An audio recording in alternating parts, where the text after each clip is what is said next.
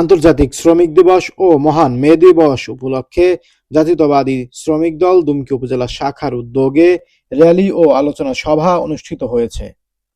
শুক্রবার ১ মে সকাল ১০টায় গ্রামীণ ব্যাংক সড়কে উপজেলা বিএনপির কার্যালয় থেকে একটি র্যালি বের হয় উপজেলার প্রধান সড়কগুলো প্রদক্ষিণ শেষে একই স্থানে এসে শেষ হয়।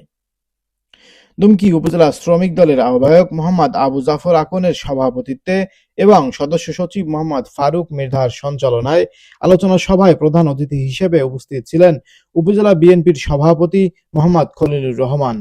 বিশেষ অতিথি হিসেবে উপস্থিত ছিলেন উপজেলা বিএনপির সাধারণ সম্পাদক মোহাম্মদ সাইফুল আলম মৃধা, পটুয়াখালী জেলা শ্রমিক দলের ভারপ্রাপ্ত সভাপতি মোহাম্মদ জাহিদুল হক বাবু খান এবং সাধারণ সম্পাদক মনিরুল ইসলাম মনি, উপজেলা বিএনপির সহ সভাপতি মোহাম্মদ ফারুক হোসেন হাওলাদার, সাংগঠনিক সম্পাদক মেহেদী হাসান মিন্টু, উপজেলা যুব দলের আহ্বায়ক মোহাম্মদ জসিম উদ্দিন হাওলাদার, মোহাম্মদ শহীদুল ইসলাম শহীদ সর্দার, উপজেলা স্বেচ্ছাসেবক দলের আহ্বায়ক সৈয়দ ওহিদুল ইসলাম, উপজেলা তাঁতি দলের আহ্বায়ক মোহাম্মদ মাসুদ হাসান সর্দার প্রমুখ।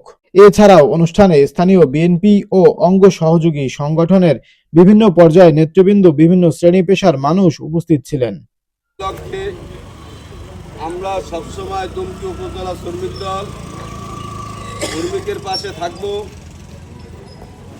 পিছনেও ছিলাম, সামনেও থাকবো ইনশাল্লাহ।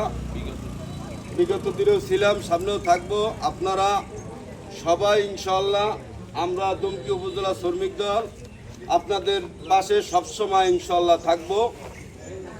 এই আশা ব্যক্ত রেখে আমি আমার সংক্ষিপ্ত বক্তব্য এখানেই শেষ করছি।